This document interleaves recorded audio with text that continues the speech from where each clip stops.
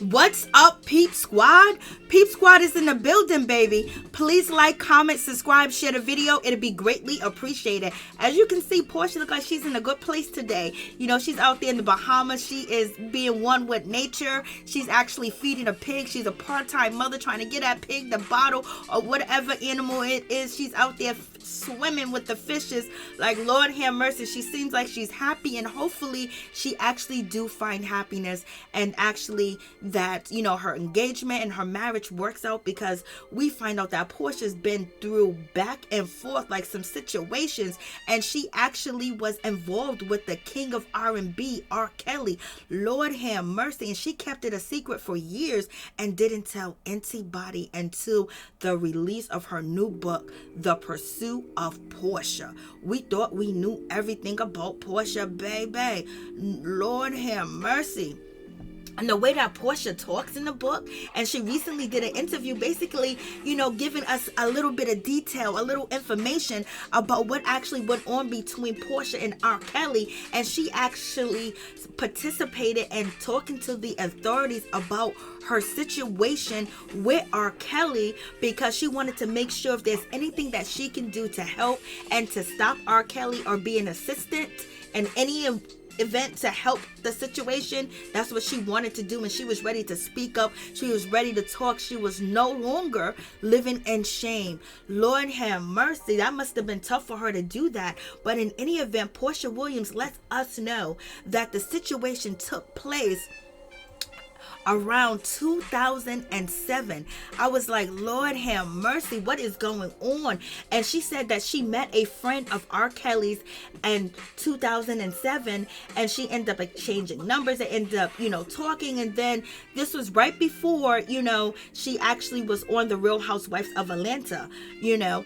And at this time she was 25 years old, and she was considering a music career. And so in any event, she got in contact with R. Kelly, and he suggested that she be flown out to Chicago, where he's at, just to see if they can potentially work together. So, you know, Porsha had to be excited. She had to be jumping all over the place. She had to just be delirious, like, OMG, like, I'm gonna work with R. Kelly. Even though I believe that there were some rumors about R. Kelly at the time out, allegedly about things, you know, that had taken place in his life. So in any event, Porsha jumped at the opportunity, and so she ends up, you know, being flown out, and she went to Chicago. And then when she got to the airport, a driver came to pick her up, and she thought that she was going to be driven or taken to a studio, but she wasn't. She was actually taken to R. Kelly's house, and it was like, OMG. And she was kind of nervous, excited, scared, everything. She didn't know what to think, but also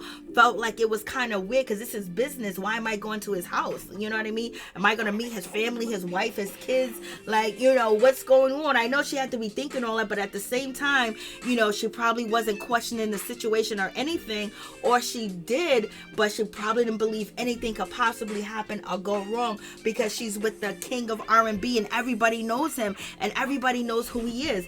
But in any event, once Porsha arrived to R. Kelly's house, you know, she was end up staying in the house and sitting around for hours, like 3 hours. And then, you know, she was, you know, escorted or taken to a room, and where she waited for R. Kelly in his bedroom, allegedly. And then R. Kelly came in, and he asked her to, you know, undress. And she was like, okay, is this what I'm supposed to do? You have to. There's no turning back. So Porsha actually like kind of like said, you know, there's nothing else I can do. I'm already here. It just almost seems like she felt like she had no options. If there was any options, like if she wanted to say no, if she wanted to leave the room. That's what she's leaving us with, a cliffhanger about that situation. She doesn't give any more detail about that.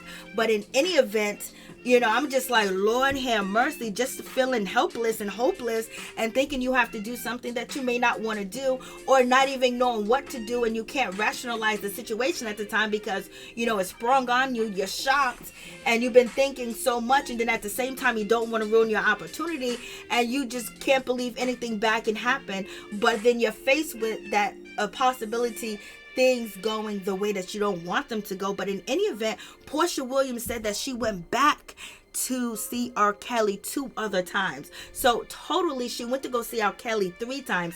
And the third time, she said that she saw several young women.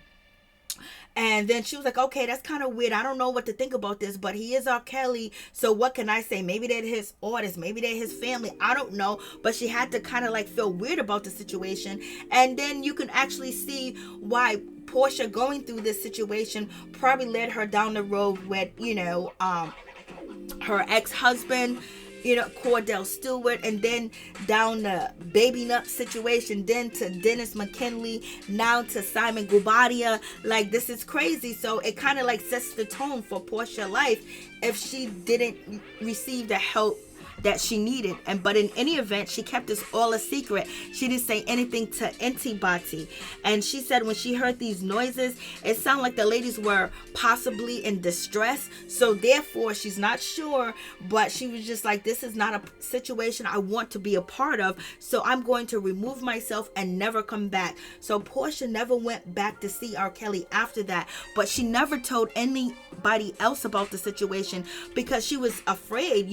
She didn't want her mother to be hurt. She didn't want her mother to judge her. She didn't want her mama to feel guilty. She didn't want Miss Diane to feel any of them things. And plus, she probably felt ashamed. And then also, going to see R. Kelly twice after the first experience, you would think the first experience would be done. Finito. She's not going to go back, and she's not going to,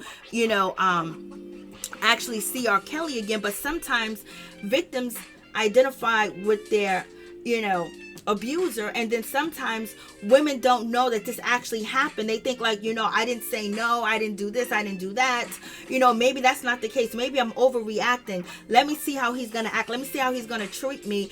Or they might feel some type of guilt about the situation, and then they go see him because they feel like he already did what he did, so therefore I'm his. And then at the same time, they're still confused and trying to figure out what happened, how they feel when they're around you, what kind of emotion jumps up, what kind of emotion goes out.